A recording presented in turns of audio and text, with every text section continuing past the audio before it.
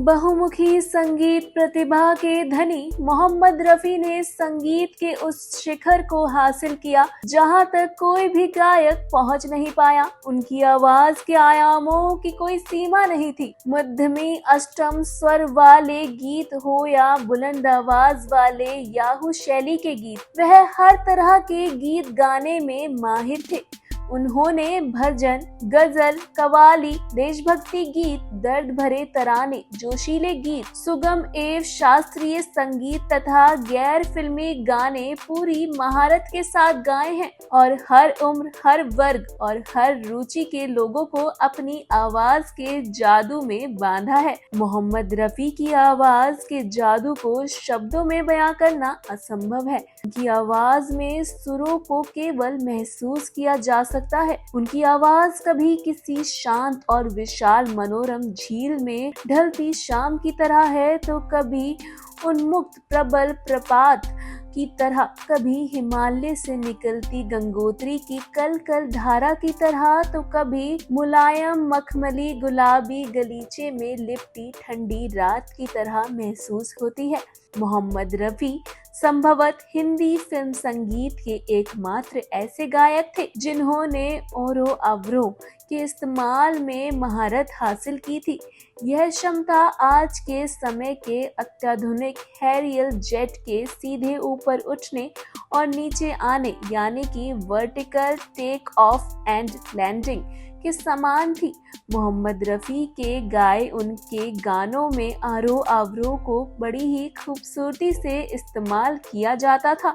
मोहम्मद रफी ने अपनी आवाज की विविधता की विशेष क्षमता का मुजाहिरा आवाज की गुणवत्ता में कमी किए बगैर अलग अलग अभिनेताओं के साथ अपनी आवाज का मिलान करके किया।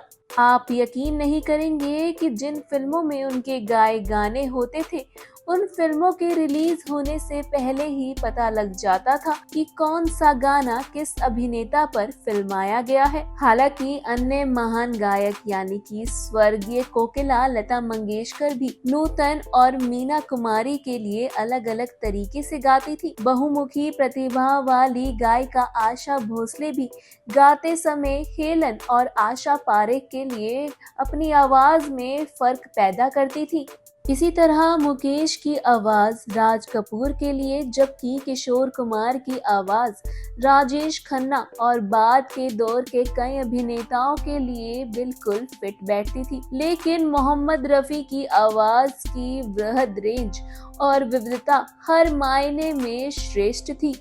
रफी साहब विभिन्न संगीतकारों के लिए भी अपनी आवाज में विविधता रखते थे। उनके गानों को सुनकर यह बताया जा सकता है कि किस गाने का संगीत किस संगीत निर्देशक के लिए दिया गया है। नौशाद, ओपी नैयर, शंकर जयकिशन, मदन मोहन और एस.डी. बर्मन के लिए गाए गए मोहम्मद रफी के गानों में फर्क साफ तौर पर पता चलता था। यह रफी साहब की खास प्रतिभा थी कि वह फिल्म में गाने के मूल भाव, अर्थ, शब्द और गीत के संपूर्ण सार को आत्मसात कर फिल्म में उस गीत के लिए पैदा की गई परिस्थिति को अपनी आवाज में परिलक्षित कर सकते थे। आखिर उनकी आवाज में क्या खासियत है और उनकी आवाज में क्या बारीकियां हैं, इसके बारे में अध्ययन करने के लिए दुनिया के कई मशहूर विश्वविद्यालयों में उनकी आवाज के नमूनों पर शोध किए जा रहे हैं। पिछले दिनों बहरीन में रहने वाले रफी साहब के grandson in law Feroz Ahmed से विनोद कुमार की बातचीत हुई। तब उन्होंने उन्हें बताया कि कुछ समय पूर्व उनको नीदरलैंड की राजधानी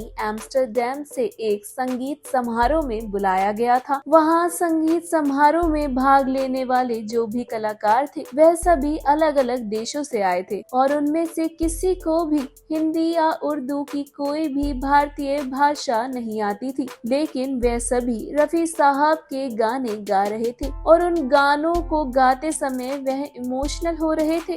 कोई तो रो तक रहा था। जब फिरोज अहमद साहब ने उन कलाकारों से मिलने के लिए ग्रीन रूम गए तो वे सब बहुत खुश हुए, क्योंकि वो लोग जानते थे कि वह रफी साहब के परिवार के किसी सदस्य से मिल रहे हैं। जिसके बाद फिरोज अहमद साहब ने बताया कि जब उन्होंने इन गायकों से पूछा कि आपको हिंदी या उर्दू नहीं आती तो आप कैसे इन गीतों को इतनी बेहतर तरीके से गा पाते हैं और कैसे इन गीतों को गाते समय भावनाओं में बह जाते हैं। उन्होंने पूछा कि क्या आप सब भारत की फिल्में देखते हैं या वहाँ के गानों को सुनते हैं, जिसके जवाब में स्टूडेंट्स ने उन्हें बताया नहीं। तब फिरोज अहमद साहब ने पूछा कि फिर आप सब सभी गाने कैसे गा पाते हैं। तब उन कलाकारों ने बताया कि वे सारे संगीत में डॉक्टरेट हैं और जब वह डॉक्टरेट कर रहे थे तब उनके पाठ्यक्रम में वायरस कल्चर के अध्याय थे और उस अध्याय में रफी साहब की आवाज के विभिन्न नमूनों का विश्लेषण किया गया था। उन्हें मोहम्मद रफी की आवाज के सैंपल के आधार पर वॉइस के बारे में समझाया जाता था कि शब्द आवाज क्या होती है। फिरोज अहमद ने बताया कि यह बात उनको भी पता नहीं थी कि विदेशों में कई विश्वविद्यालयों में रफी साहब के वॉइस के सैंपल्स के आधार पर वॉइस कल्चर के बारे में पढ़ाया जाता है। इन कलाकारों ने बताया कि पीएचडी की पढ़ाई के दौरान ही वह रफी साहब की आवाज के ऐसे दीवाने हो गए थे कि वह उनके गाने सुनते रहते थे और उन्हें गुनगुनाते रहते थे। फिरोज अहमद साहब ने जो जानकारी हम भारतीयों को दी वो बेशक हमें चौंकाने वाली हो सकती है, लेकिन जिस गायक को अपने देश में सम्मान नहीं मिला जिसका वह हकदार था, उसी गायक को आज दुनिया भर में लोग जानते हैं और उनकी आवाज के दीवाने हैं। उनकी आवाज स्टूडेंट्स के अध्याय के शोध का विषय है। मोहम्मद रफी भारत के एकमात्र ऐसे गायक है जिन्होंने लगभग सभी भारतीय भाषाओं के अलावा अंग्रेजी या स्पेनिश, फारसी, अरबी और डच जैसी विदेशी भाषाओं में भी गाना गाया है। दुनिया में ऐसे इक्के दुक्के गायक होंगे जिन्होंने इतनी अधिक भाषाओं में गीत गाए होंगे। ऐसे में वह सही मायने में विश्व गायक या अंतर्राष्ट्रीय गायक हैं, जिन्होंने अलग अलग भाषाओं में गीत गाकर अलग अलग भाषा भाषी लोगों को लुभाया और उनके दिलों पर राज किया। मोहम्मद रफी के अंग्रेजी में गाए हुए कुछ गीत रिकॉर्ड हुए और ये रिकॉर्ड रिलीज भी हुए। इसकी कई कॉपीज भी बिकी हैं। इन अंग्रेजी गीतों में पहला गीत द शी आई लव है, जो गुमनाम 1965 फिल्म के मशहूर हम काले हैं तो क्या हुआ के संगीत पर नए लिरिक्स को जोड़ता है। दूसरा गीत यही काम कालजयी गीत बहारो फूल बरसाओ 1966 की फिल्म के साथ करता है और इसमें रफी साहब का अंग्रेजी शब्द का उच्चारण एकदम सटीक नहीं है, लेकिन although we hail from different lands नामक यह 49 साल पुराना गीत आश्चर्यजनक रूप से हमारे मौजूदा समय को सटीक मूल्यांकन करता है। जब ये रिकॉर्ड जारी हुए तो सुनने वालों ने यह सोचकर हैरत जताई कि कैसे रफी साहब ने पूर्ण निपुणता के साथ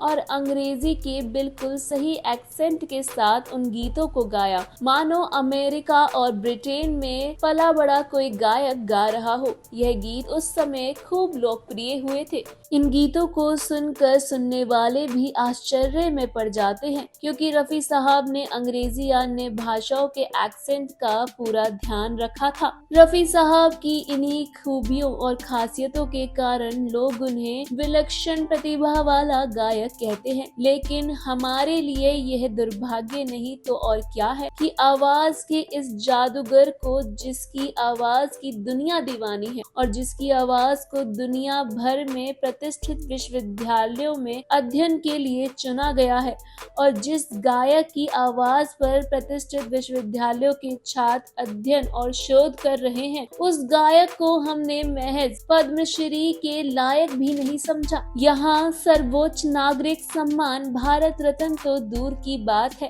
सरकार उनको दादा साहब फाल्के पुरस्कार तक दे नहीं पाई, जबकि मोहम्मद रफी के गानों के बल पर शोहरत हासिल करने वाले संगीतकारों, फिल्म निर्देशक और निर्माताओं, अभिनेताओं को कहीं अधिक महत्वपूर्ण महत्वपूर्ण पुरस्कार मिल चुके हैं। क्या ये सवाल जो मैंने आज उठाया है मोहम्मद रफी के हक के लिए ये सही है? अगर सही है तो हमें कमेंट सेक्शन में हमें कमेंट कर जरूर बताएं। और ऐसी ही न्यू अपडेट्स और स्टोरीज के लिए हमारे चैनल मायापुरी कट को सब्सक्राइब करना बिल्कुल ना भूलें and don't forget to press the bell icon.